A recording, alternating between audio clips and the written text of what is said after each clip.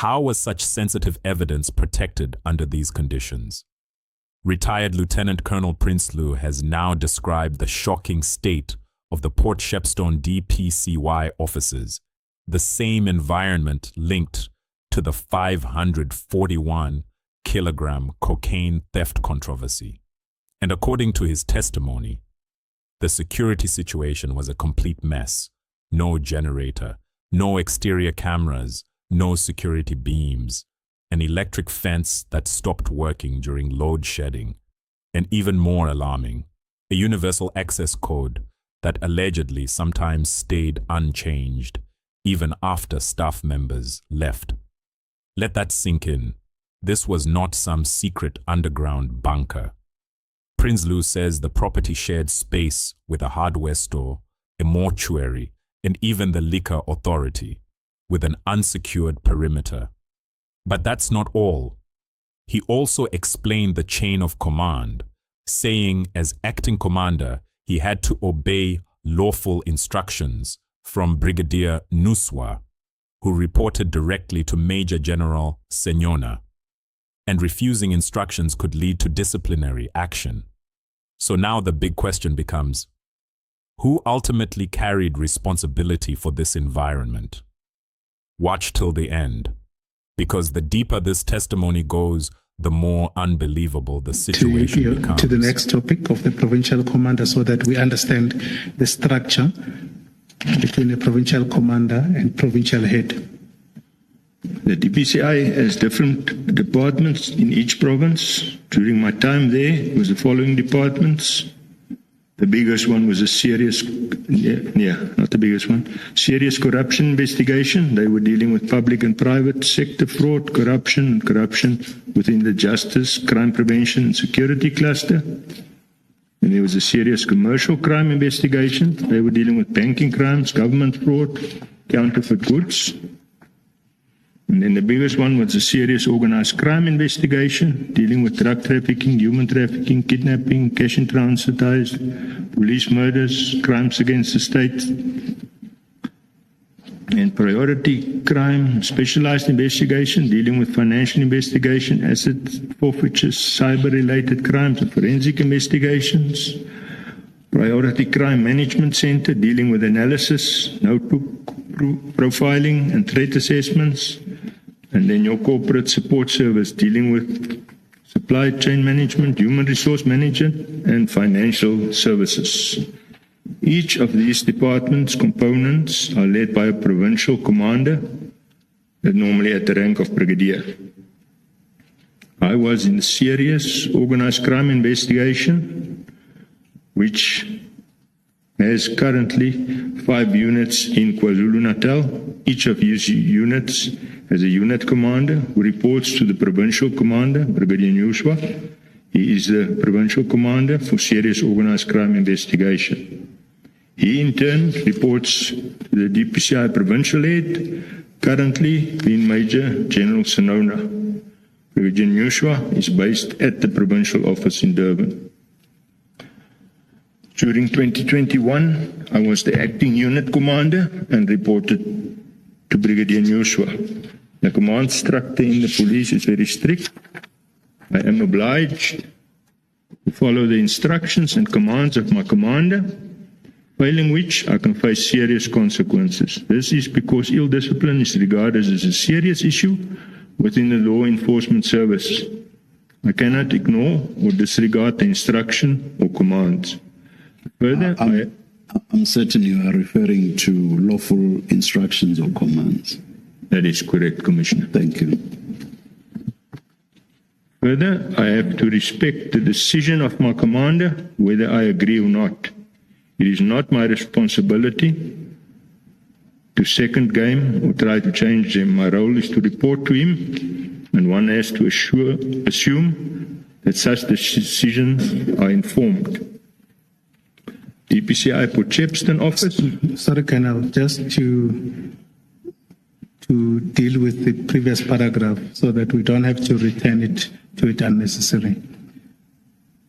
I just want you to explain the consequences that you would have been exposed to or that you would face if you were to contradict the commands or instructions of your commander? That's the first point that I'd like you to address. As the Commissioner said, if it's a lawful command or instruction, I've got to do it. I cannot ignore it. There will be serious consequences for me. And what are those? Most likely, I will be charged departmentally.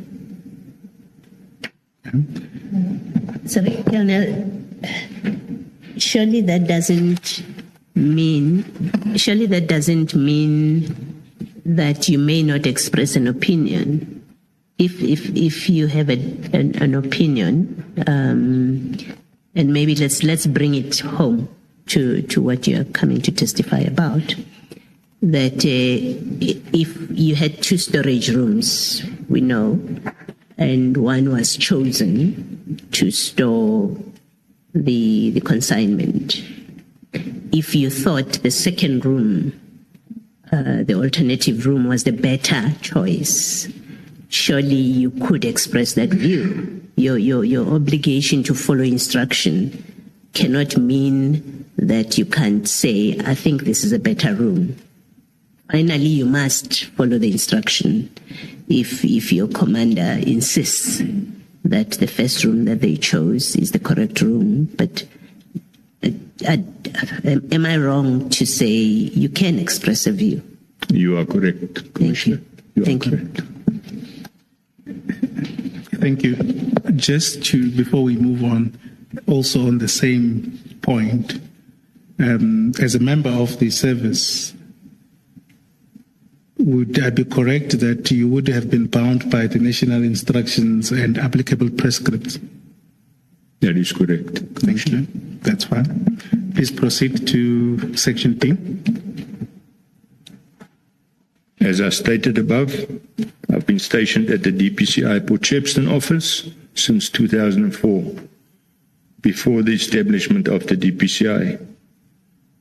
I was the most senior and had been at that building since we moved into it. During 2021, I was the acting unit commander and ultimately responsible for the unit based at Port Shepstone. The office is a 2-story building with a ground floor and the first floor.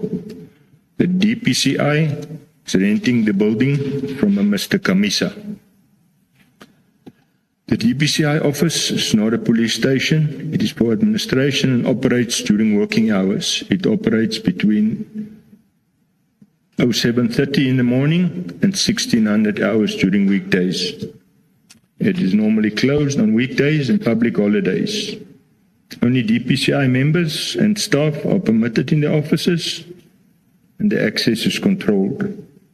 During my tenure, we had a problem.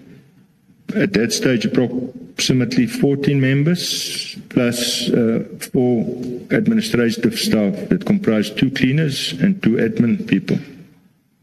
Both members and staff are security vetted. The office building was accessible from the street. However, access to it was through the use of a code. The code was universal and not unique. All of us had a single code, the same code. The gate was not manned. If anyone would obtain a code, they would obviously get into the office building. I must also point out that there was no system to know who had used the code for access. The code would sometimes be changed if a member retires or leaves service. In some instances, although not all, it would also be changed after a break-in or an incident. The DPCI office could be accessed from the driveway used by members to drive into the parking area at the side of the building. There are stairs which leads to the first floor. Some members, like myself, use this entrance instead of the main entrance. The office was in a business area and shared a perimeter with a hardware store, a Herald newspaper office, was a mortuary and the liquor authority, which only operates during the week. There was a serviced electric fence around the perimeter fence, save for the part which was bordering the liquor authority. Obviously, when there was load shedding, the electric fence would not work. The office had no generator or electric backup. There was no cameras or beams outside the office. Further, there was no alarm system monitoring movement on the outside or exterior of the building.